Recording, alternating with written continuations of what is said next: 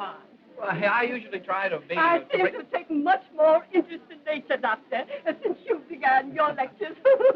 It's funny, but I don't know. Yes, indeed. What are you speaking on this afternoon, Doctor? On the sex life of the polyp. Oh, God. I think we are all ready, Dr. Benson. Thank you, Mrs. Pratt. I'll be right there. Will you pardon me, please? Certainly, Doctor, certainly.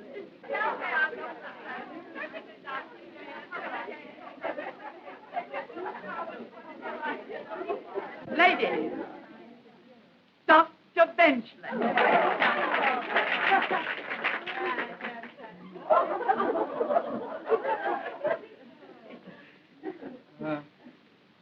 I wonder if you'd take that, please. Thank you very much. Now, let's see. What have we... Oh.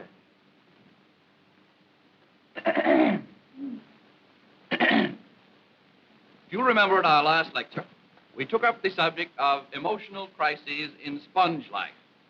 And we saw how wonderfully nature takes care of the 1,001 things which a sponge must think of before it can reproduce other sponges. We also saw, if you remember, that a positive sponge, if mated with a negative sponge, will reproduce positive sponges, and vice versa. We also saw that this is known as Liscombe's law, so called after Professor Liscombe, who discovered it quite by accident one day in the bathtub. Now, this afternoon, we will take up certain phases of the emotional and physical reactions of the polyp, as expressed in its sex life, if you can call it a sex life. The polyp, as you know, is that tiny organism which grows under the sea and which looks something like a, well, you've seen a snail. Well, it's not exactly like a snail. It's smaller than a snail. Now, a small dog, isn't it, either? Well, I've brought some of the little creatures here which we've been using in the laboratory, and they may serve to show what the Irishman called the nature of the beast. Yeah, I don't seem to have got him, after all. Well, never mind. I have some pictures here, which I'm going to show you later in the afternoon. Now, the only way in which a polyp resembles other animals at all is that at certain periods during its growth, it does display a sentimental interest in polyps of the opposite sex. Now, this presents a very complicated situation, as the polyp has no definite sex itself. That is, it's neither one thing nor another. By that I mean the same polyp may be either a boy or a girl, according to what or how it happens to feel like being.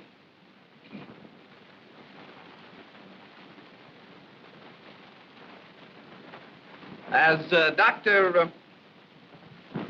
Achtenholz says in his valuable book on die Weltschmerz des Polypismus, miteinander kann der Schauenstupfen nicht spielen und zusammengeordnet beim Selbstmachen nicht wieder Rauchen anzustellen. And this, mark you, from a man who has given his whole life to a study of the subject.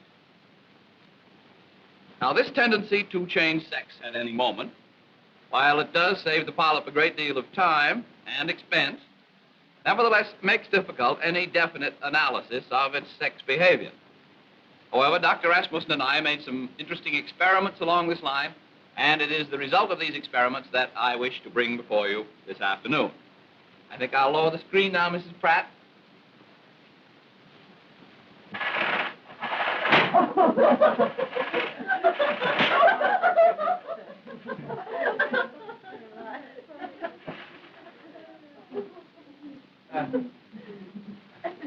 Well, that's more like it. In order to study the polyp at close range, which is about the only way you can study a polyp, after all, we took one of the tiny creatures home with us to live. It was, at the time, a girl polyp, so we called her Mary, after Ethel Barrymore. She was at first naturally shy, but soon grew accustomed to our mannish ways and became more like a child of our own than like a polyp. Although, of course, she looked more like a polyp than like a child of our own. It was in this way that we were able to tell the difference. Lights out, please, Mr. Cassidy. That's fine. Thank you, Mr. Cassidy. Now, here is a picture of Mary taken when she'd been with us only a few weeks. It really isn't very good of her, taken as it was when the light was poor and magnified about 100 times, but it may serve to give you some idea of her personality and charm. What fun it was to watch her grow and to feel that we were having a share, however small, in her development. Along about May, we decided that it was time to make our experiments. Now, having the female, it was naturally necessary for us to provide a male. And to this end, we went to Bermuda for a few weeks, Bermuda being a great hangout for polyps. Now, here we were fortunate enough to locate a colony of the little fellows who seemed to be in good physical condition. Here is a picture that we were able to get of a group of the little fellows out for a good time. You may be sure that the lazy rogues have their fun, as who does not? It was from this aggregation that we decided to select a husband for Mary. And after a careful examination under the microscope, we decided to choose the one which you will see the third from the left in this picture. Now he's the fourth. Now he's the fifth from the left. This little chap up here in the corner tried to get away, but the camera was too quick for him. Now, having the necessary male for our experiment, we placed the two polyps in an open space behind the Princess Hotel and proceeded to await developments. Here is a picture taken just before the gong sounded. The one on the right is the male, and on the left, the female. Unless I'm mistaken. Yes, I am mistaken. The one on the right is the male. Female, and on the left, the male. What a mistake. One unusual thing about the polyp's courtship is its restraint. A polyp is only a polyp, after all, and has his little weaknesses like the rest of us. And I, for one, would not have it otherwise.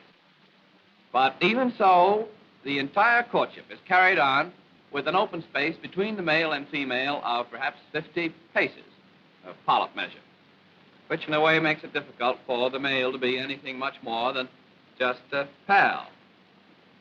Now, the male has a rather unusual way of attracting the attention of the opposite sex, female. It was Dr. Rasmussen who discovered that during the courting season begins on the 10th of March and extends on through the following February.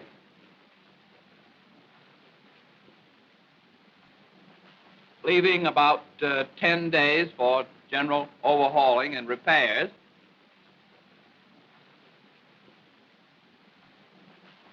During the courting season,